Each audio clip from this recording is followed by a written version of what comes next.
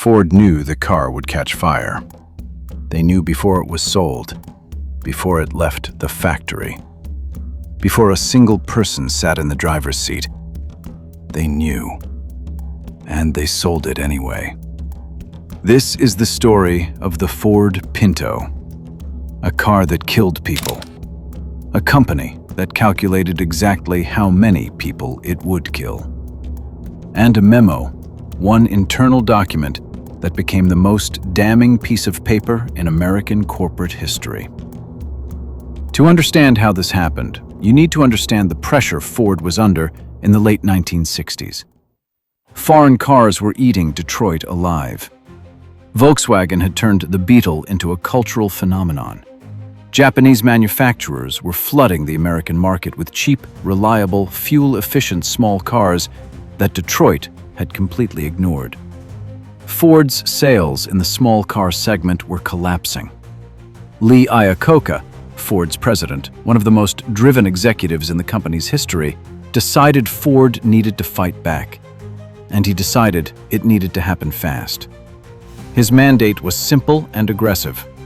A new small car, under 2,000 pounds, priced under $2,000, on sale by 1971. That timeline was the problem. A normal car development cycle at Ford took about 3.5 years from design to production. Iacocca wanted the Pinto ready in 2. To hit that deadline, the design had to be locked before the engineering was finished, before the safety testing was complete, before anyone had fully stress-tested what happened to this car when another vehicle hit it from behind. The Pinto went into production anyway, and almost immediately, the crash tests started coming back wrong. The fuel tank on the Ford Pinto was positioned at the rear of the car, behind the rear axle, between the axle and the rear bumper. In the event of a rear-end collision, even a moderate one, the kind that happens on American highways every single day, the tank was vulnerable. There were bolts on the rear differential that could puncture it on impact. The filler neck that connected the fuel cap to the tank was prone to tearing away from the tank body, spilling fuel underneath the car. Ford's own engineers knew this. The crash tests were clear. At speeds as low as 20 miles per hour, a speed at which you would not expect anyone to die, the Pinto's fuel tank ruptured. Gasoline flooded underneath the car, and if there was any spark at all from the impact, from the road surface, from anything, the car became a fireball. There were fixes available, simple ones. A rubber bladder that would completely encase the fuel tank and prevent leakage, about $4 per car. Repositioning the tank over the rear axle, about $5 per car. A protective shield between the tank and the differential bolts, around $11 per car. Ford looked at these fixes and decided not to use them. Here is where the story stops being about engineering and starts being about something much darker. Ford ran the numbers internally. A cost-benefit analysis that was later obtained through litigation and became public, the document that history now calls the Pinto Memo. The memo laid it out in plain arithmetic. Fix the fuel tank across all the affected vehicles, 11 million cars and 1.5 million light trucks, and the total cost would be approximately $137 million. Don't fix it. Let the accidents happen. Pay out the lawsuits. Total projected cost? $49.5 million. Ford put a value on each human life in that equation. $200,000 per death. $67,000 per serious burn injury. $700 per burned-out vehicle. The conclusion the memo reached: it was cheaper to let people die. Read that again. Ford's internal analysis looked at a known defect that would cause people to burn alive in their cars and decided the cost of those deaths was less than the cost of fixing the problem, by $87.5 million. And then they kept selling the car. May 28, 1972. Interstate 15 near San Bernardino, California.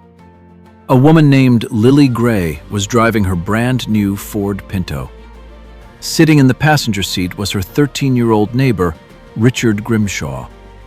The car had been purchased 6 months earlier. It was a normal afternoon on a normal American highway. The Pinto's engine stalled in traffic. As Lily Gray struggled to restart it, a Ford Galaxy struck the Pinto from behind at approximately 28 miles per hour.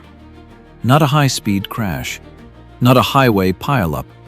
The kind of rear-end collision that happens thousands of times a day across America. The kind that normally results in whiplash and a trip to the body shop. The Pinto's fuel tank ruptured exactly the way Ford's engineers had predicted in their crash tests. Gasoline poured underneath the car and ignited. The car exploded into flames. Lily Gray died from her burns. The Ford Pinto killed people. Officially, the National Highway Traffic Safety Administration tied 27 deaths to Pinto fires.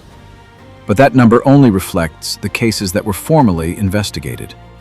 Mother Jones estimated the real death toll at between 500 and 900. The true number sits somewhere between those figures and will never be known with certainty, because not every rear-end fire gets investigated, not every case gets properly attributed, and not every family had the resources to pursue what happened to them. What is certain is this: Ford built a car it knew was dangerous.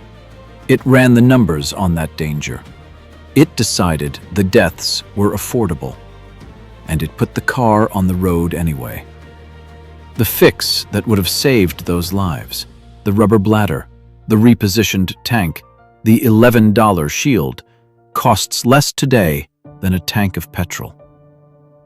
The Pinto story didn't just end careers and trigger recalls. It changed the law. The Grimshaw verdict established a precedent for punitive damages in product liability cases that reshaped how American corporations approached safety decisions from that point forward. The idea that a company could run a cost-benefit analysis using human lives as a line item, and that doing so would be presented to a jury one day, that idea changed the internal culture of every major manufacturer. The era in which Detroit could simply decide that safety didn't sell was over. It ended in a burned-out car on a California freeway, with a 13-year-old boy who survived when he should have been safe.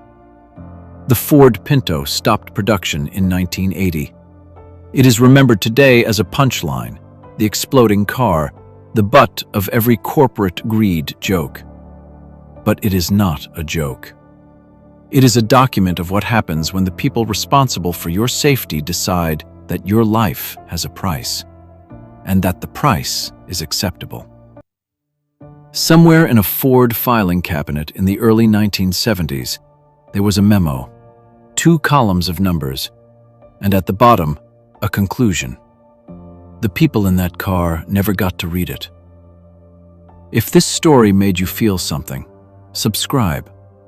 Every week on this channel, real stories from the history of cars and the people who drove them, built them, and sometimes died in them. Drop a comment. Tell me, Should Ford have faced criminal consequences? The jury said no. I'm not sure I agree. See you in the next one.